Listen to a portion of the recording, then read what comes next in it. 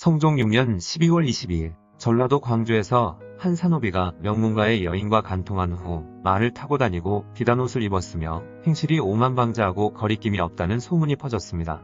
사원부에서 그 일을 듣고 조사를 해보았는데 그 명문가의 여인은 남편과 사별하여 혼자 살던 이구지라는 여자였고 산호비는 천례라는 이름의 종이었죠. 하지만 조사를 하면 할수록 이 일은 점점 커졌고 심각해졌습니다. 그 이유는 이 사건의 실마리를 타고 올라가다 보면 양녕대군에까지 이르는 엄청난 사건이었기 때문이었죠.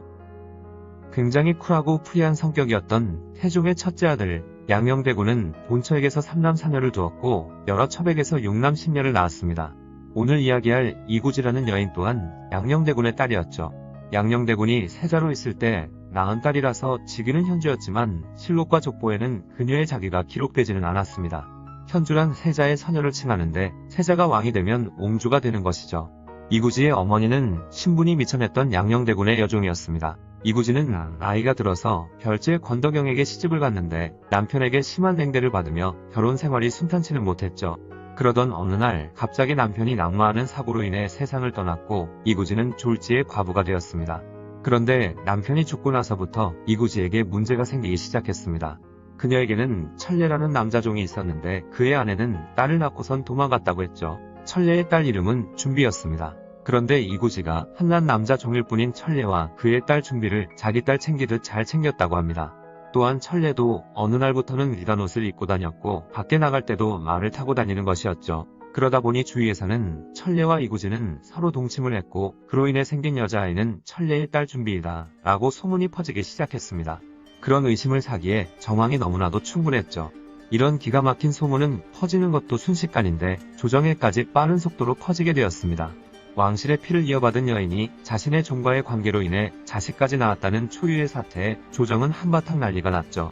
사원부 장령 허계는 성종에게 신분제도를 뒤흔들 수도 있는 금지된 관계이니 두 사람을 붙잡아 국문을 해야 한다 라고 주장했죠. 이에 왕족의 종친들이 모여 이 문제에 대해 의논하기에 이르렀습니다. 그런데 결론이 이상한 방향으로 났죠.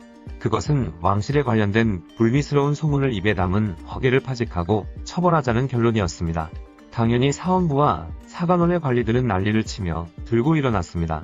관리들은 이구지는 태종의 손녀지만 남자종인 천례와 부적절한 관계를 맺었고 그 소문이 한양에 파다하게 퍼져 있어서 허계는 그것을 조사한 것일 뿐인데 그런 사원부 관리를 벌주라는 종친들의 주장은 억지다 라는 이유였죠. 하지만 왕실의 입장은 신하들과 달랐습니다. 그 일은 그냥 집안의 일이니 우리 알아서 할게라는 입장이었죠. 성종은 이 불미스러운 사건을 들춰낸 자체를 불쾌해했고 이 이야기를 꺼내는 저희가 무엇인가 라며 물었지만 사원부의 허계는 이것은 왕실 문제가 아닙니다. 사대부의 여인들도 남자종과 연애를 하면 당사자들 모두 사형에 처하는데 더군다나 왕실에서는 더욱 엄격히 지켜야 하지 않습니까? 라며 물러서질 않았죠. 성종은 단호히 이구지에 대해 더 이상 언급하지 말라고 했습니다.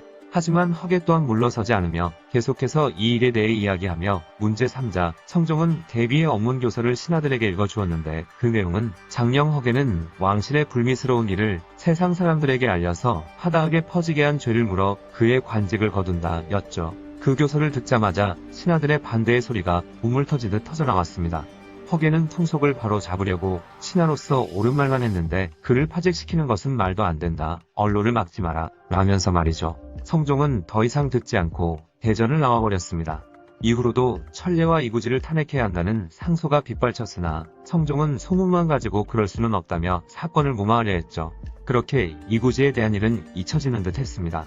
그러나 천례의 딸이라고 알려진 준비가 시집을 갈 때 또 한 번 여러 사람의 입에 오르내리게 되며 한양이 떠들썩해졌죠. 준비를 고생시키고 싶지 않았던 이구지는 준비의 남편이 될 사람의 집안에 준비는 양녕대군의 외손녀이고 왕실의 자손이다 라고 이야기해버린 것이었죠. 준비가 자신의 딸이라고 인정해버린 셈이었습니다.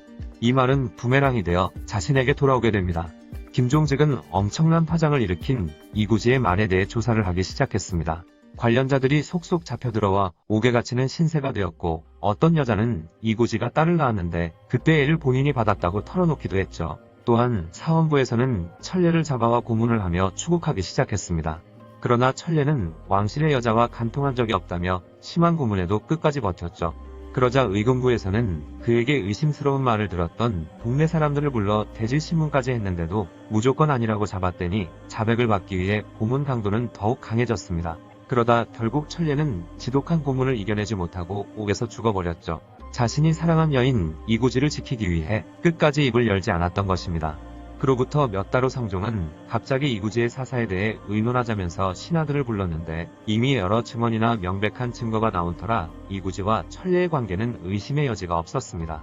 천례는 이미 사망해서 벌을 줄 수 없었기에 이구지 처벌에 대해 이야기를 하는데 이것에는 많은 문제가 있었죠. 그녀는 왕의 친족이어서 관례상 고문으로 자백을 받기가 어려웠을 뿐만 아니라 자백도 받지 않았는데 사형을 내릴 수도 없었습니다.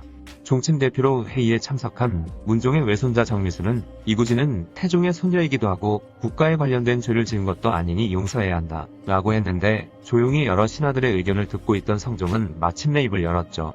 권덕영의 아내 이씨가 자기 종과 간통해 딸을 낳아 기르기까지 한 증거가 확실하다. 다만 이씨가 자백하지 않을 뿐이다. 이씨는 종친의 딸이어서 고문하기가 미안하지만 법으로 다스리지 않을 수도 없다. 그러니 사약을 내려주기라 라고 명령했습니다.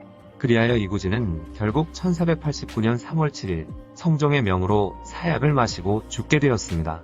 게다가 왕실 족보에서 이름이 빠져버렸고 음란하고 방탕한 여자를 기록한 자녀안의 이름이 오르게 되는 불명예까지 떠안게 되었죠.